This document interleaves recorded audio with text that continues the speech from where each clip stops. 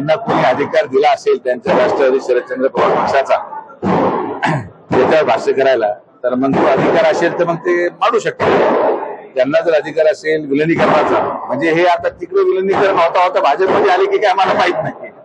त्याच्या अगोदर तिकडे विलिनीकरण करायचं होतं, तिकडून काय व्हायना.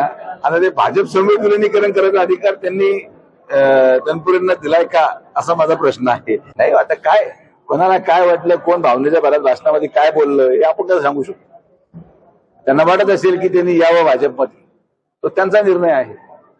भाजप त्यांना घेणार की नाही हा निर्णय मुख्यमंत्र्यांचा आहे. तर ज्याला यावर्षी वाटतं त्यांनी त्याची इच्छा व्यक्त केली, त्याला घ्यायचं का नाही हा निर्णय घेणारा मुख्यमंत्र्यांचा अधिकार मुख्यमंत्री पाहतील आणि ठरवतील काय करायचं काय नाही. अरे मला कोण विचारायला बाबा, मला इथं चहा सुद्धा कोणी विचारणार, मला पक्षप्रवेश कोण विचारून करणार आहे. आम्हाला एक गोष्ट आम्ही अगोदरपासून सांगत आलेलो आहोत की जो निर्णय मुख्यमंत्र्यांचा असेल तो निर्णय अंतिम असतो.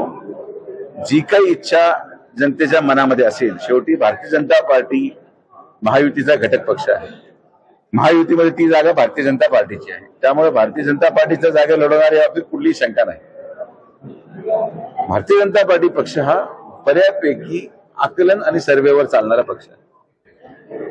जे काही रिपोर्ट, ग्राउंड रिपोर्ट, जनतेचं अपेक्षा आणि आकांक्षा ज्या माणसाकडून असेल आणि त्याला जनतेचं समर्थन असेल त्यालाच ती उमेदवारी माननीय मुख्यमंत्री महोदय आणि प्रदेशाध्यक्ष माननीय चव्हाण साहेबांमार्फत मिळेल. आता तो व्यक्ती कोण हे जोपर्यंत सर्वे येत नाही तोपर्यंत मी कसं सांगू शकतो. यामध्ये उमेदवारीची अपेक्षा असणं आणि उमेदवारी मिळणं याच्यामध्ये जमीन आसमानाचा फरक असतो. मी या स्पर्धेत नाही हे मी अगोदरच सांगितलेलं, त्यामुळे माझा तो विषयच येत नाही. जे उर्वरित लोक इच्छुक असतील, मला वाटतं त्यांनी व्हावं, कार्यकर्त्यांना वाटतं त्यांनी व्हावं, पण जनतेला जर वाटत नसेल तर तो निर्णय माननीय मुख्यमंत्र्यांनी घ्यावा.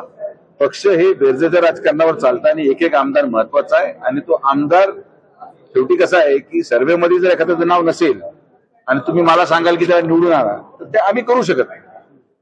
जनतेच्या मनाचा आणि जनतेच्या मताचा सन्मान होणं आवश्यक आहे. जनते त्याचं नाव घेईल तेच नाव मुख्यमंत्री महोदयांकडून येईल मला खात्री आहे.